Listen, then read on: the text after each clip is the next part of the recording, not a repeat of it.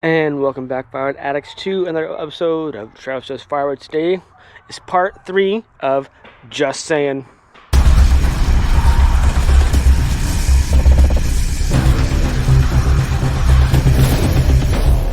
So a commenter in one of my previous episodes a while back said that I was pronouncing Husqvarna incorrectly. I added an A, Husqvarna, which a lot of people say as well. It's a tricky word to say, but see, as an American, Husqvarna, I believe. Just saying. Similarly, with this brand here, Still, not Steel, Still. What do you think? Just saying. One of the coolest sights in terms of firewood is when you're bucking a log and just at the end the round gives. That means that you have severed the round from the log and you haven't hit the ground with your bar, and it gives and it drops. It's just like this motion of going from being held to being cut, and it just drops. It just gives. It just has that instant moment, instant second it gives. It's the coolest, one of the coolest sights. Just saying. When you buy a new bar, just buy a new chain to go with it. Putting an old chain on a new bar doesn't make any sense to me. Spend the money, buy both. Am I guilty of this? Maybe a little bit. Am I a hypocrite? Maybe. But when you buy a new bar, buy a new chain. Just saying. So kind of like driving, don't drink alcohol while you're doing firewood. Running a chainsaw, splitting, just don't.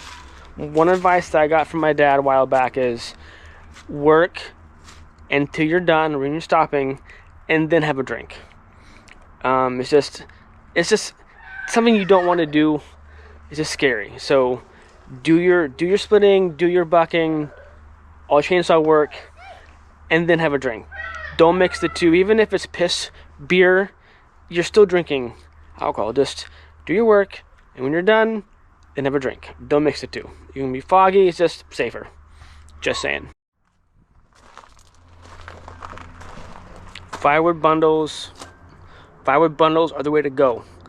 Less work, less wood, you make more money, less hassle. It's a moneymaker. No-brainer. Bundles, hands down, in my opinion. Just saying. You don't have to announce what saw you're running each time you run it. No one cares. There's like 0.25% of people out there who are sponsored by chainsaw companies. If you're running 500i or some other saw, big bad whatever 592 or whatever it is, no one cares. No one cares. So every time you run a saw, keep it in your head. I'm running this saw. You don't need to announce it. Just saying. So this is my 372 XP clone, and if and when you ever need to take off the muffler, there's 6 bolts, 3 on each side, 1, 2, and there's one deep in this hole. Okay, you don't need to take off these ones. Yes, I'm missing a bolt here, yes, but you only take off 4 of the bolts. 1, 2, 3, and 4. I'm missing 2 bolts. Oh, awesome. Anyway, there's 6 bolts, or there should be 6 bolts, but only take off 4 of them to take off the muffler. Just saying. You don't have to be a dick when you sell firewood. In fact, you'd probably be the opposite. Be friendly, be courteous, answer questions, and be transparent. Don't sell crappy wood. Just be friendly. Don't be a dick. Just saying. They say that meteorology is a science, but a lot of times I see that they're wrong. Just go with your gut, feel the barometric pressure on your body, smell the air. You can kind of get a sense of when the season is changing and the weather is changing. Is it windy, is it not windy, clouds in the sky, etc.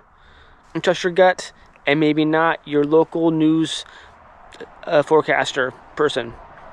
Just saying. People still debate that pine is not a good wood to burn for whatever reason they want to think of. I still think that pine is fine. I do also think that cottonwood is still fine. It burns. All wood burns. Cottonwood is also fine. Hashtag that one. Just saying. You could pretty much sell any type, any species, any grade of quality of firewood. You just have to find a market. These scraps of cedar are free. I'll cut them up and sell them either in chunks or for kindling. Okay? I have sold punky wood before. I have sold rotted wood before. I have sold dirty wood before. Granted, I may not get a premium price for it, but enough that's worth my time. Okay? So any grade of wood, any quality wood, you find a market for it. Just saying. There is usually room to flip firewood. Ideally, buy the firewood at a cheaper rate and flip it. Either flip it as a cord or flip it in bundles. Make that money, but usually most of the time, there's money in flipping firewood. Just saying. I'm going to repeat this one for the people in the back. The best saw to run is one that is running in your hand. It may not be a Husky or Still or Echo, whatever. That the brand debate is ridiculous.